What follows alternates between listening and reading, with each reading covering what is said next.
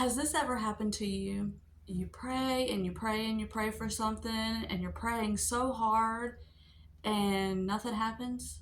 Maybe your prayer, you feel like God isn't hearing you, or he's not listening, or you're just getting frustrated and angry because you're praying so hard and nothing is happening, the situation isn't changing, the person isn't getting better, whatever the case is. Has this happened to you? Because it's definitely happened to me, and that's what I want to talk about today. What happens when our prayers go unanswered?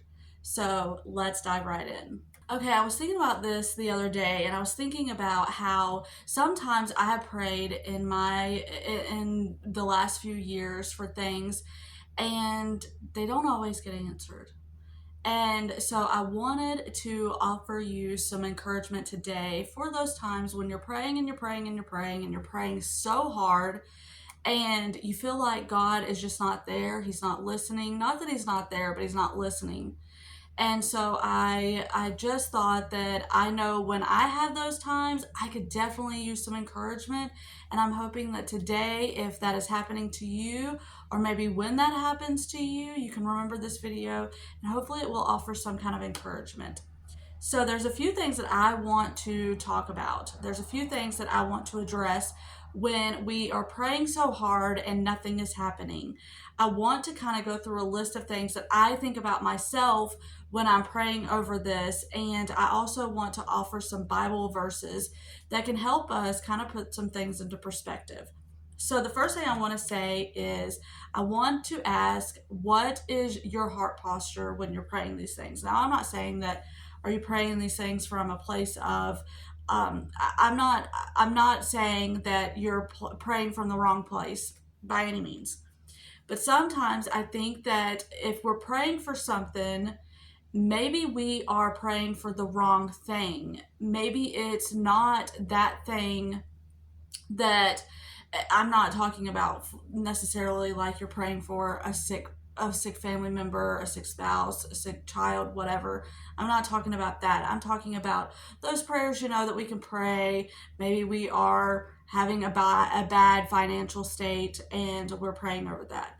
Maybe we don't like our situation, whatever it is. Maybe it's your house, your car, insert thing here. And we're praying so hard for those things to change, and yet nothing is happening.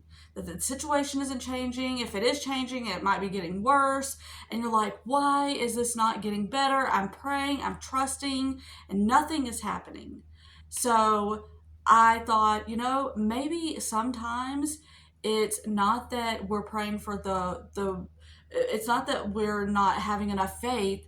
Maybe it's that we're praying for the wrong thing. Maybe there is something that we're supposed to be learning in this time, in this situation, in this circumstance.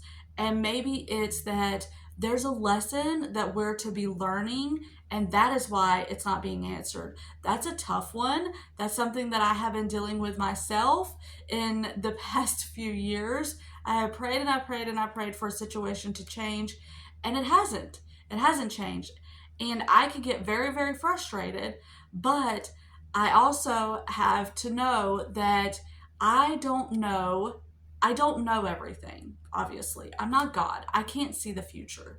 So something that I want to offer here is that maybe it's not a no, maybe it's a wait. And the reason why I want to say this is because there's a Bible verse, and I know we all know it. This Bible verse is Isaiah 55, 8 through 9, and it says, "For my thoughts are not your thoughts, neither are your ways my ways, declares the Lord." And this is highlighting that we don't know the things that God knows.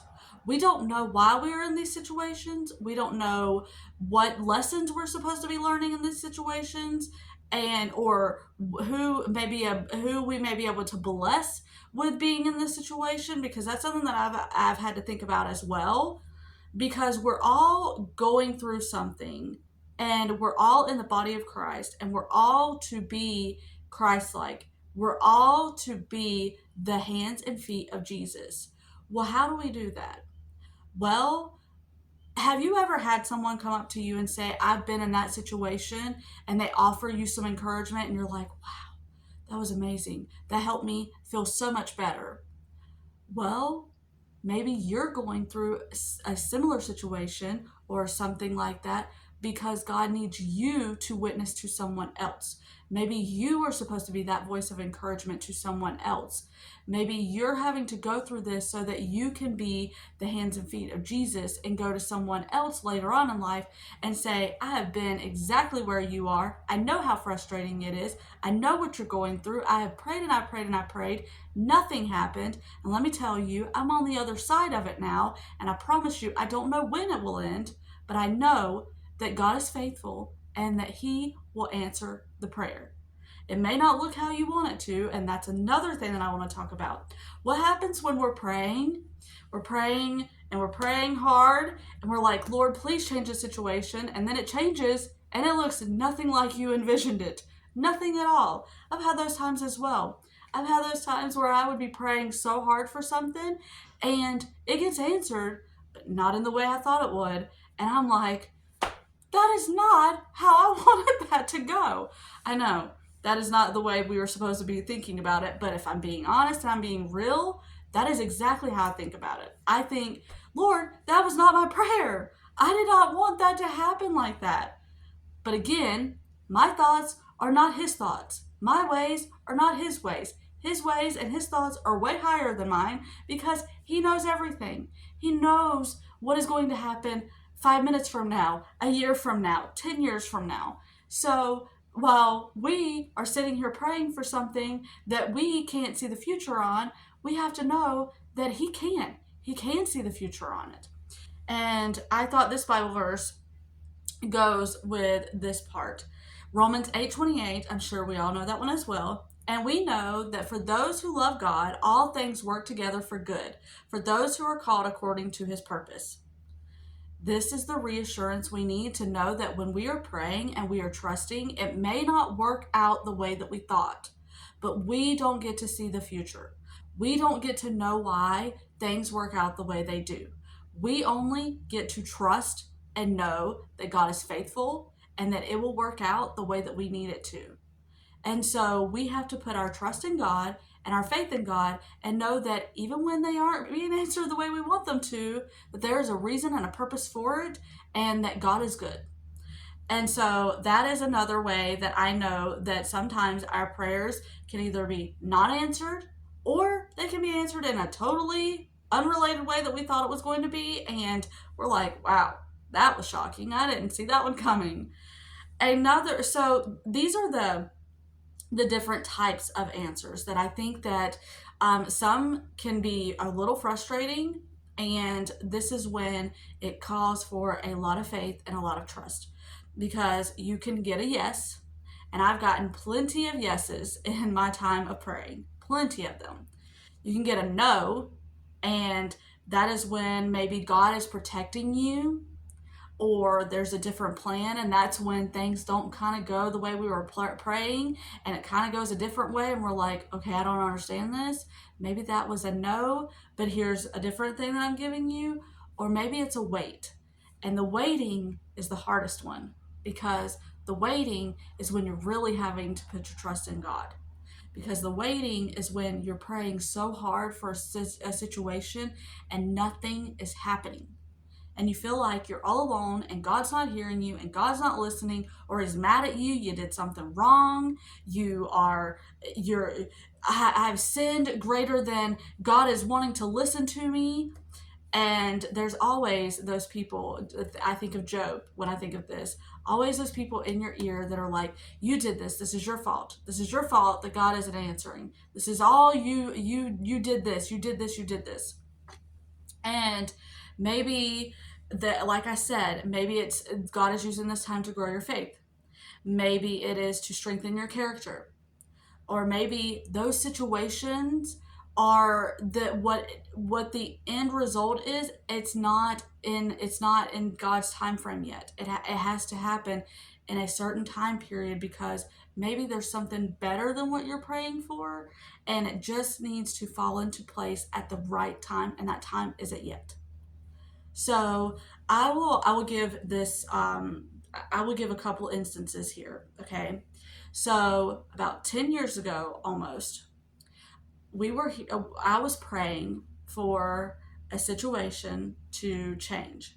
I was praying that we would be able to move from where we were to somewhere else. And I kept praying, and I kept praying, and I kept praying, and I kept getting disappointment after disappointment after disappointment when we would try to move and it would fall through. And we would try to move again and it would fall through. And it was like all these doors were just slamming again and again and again in our faces.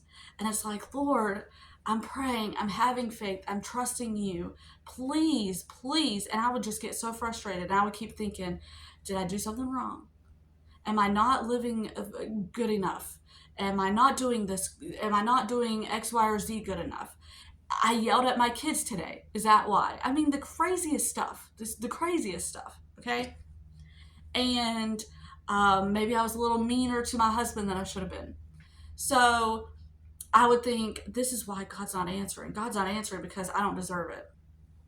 And then all of a sudden, this other thing opens up. This other door opens up. And everything is falling into place. And I mean, it is just like flying into place. And everything is happening. And we're like, I'm just standing there going, the other shoe's about to drop. Something is going to happen. This is not going to happen. And here I am 10 years later to tell you, well, almost 10 years later. In April, it'll be 10 years. That it did happen. It did happen. So now I'm praying that prayer again. And nothing is happening.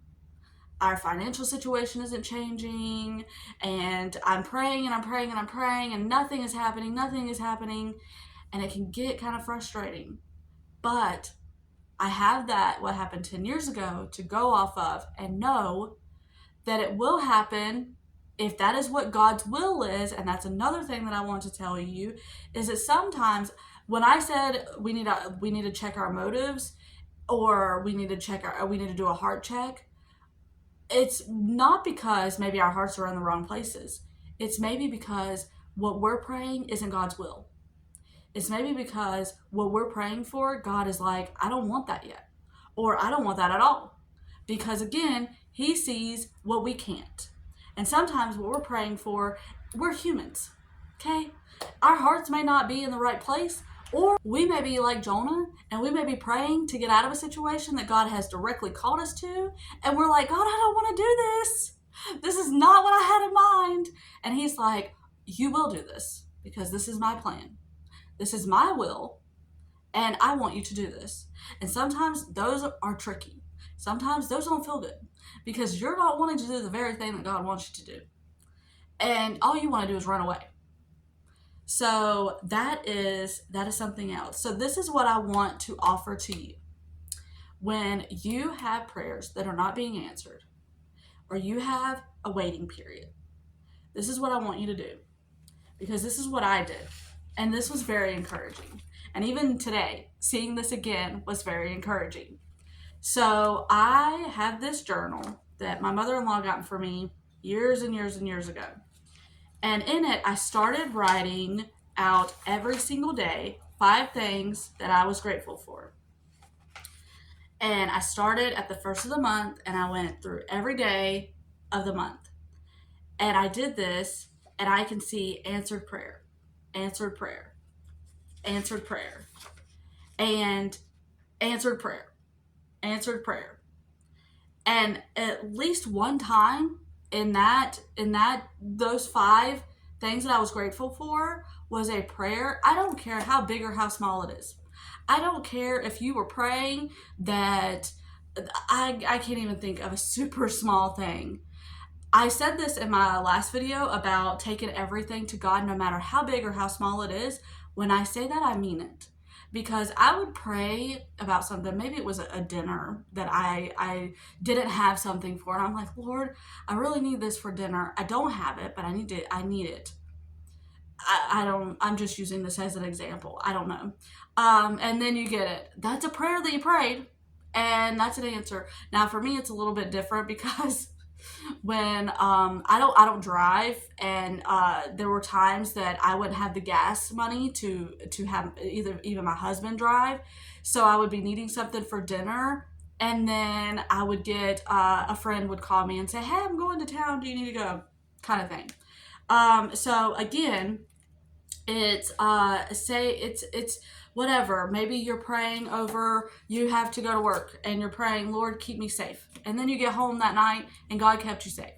Literally write it all down, because I'm telling you, years from now, you can still look back on it and see all of those answered prayers.